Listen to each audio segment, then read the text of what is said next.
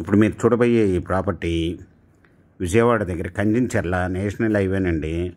మొగులూరు వెళ్ళే tar road face అండి. ఎకరం 75 సెంట్లు అగ్రికల్చర్ ల్యాండ్ ఉంది.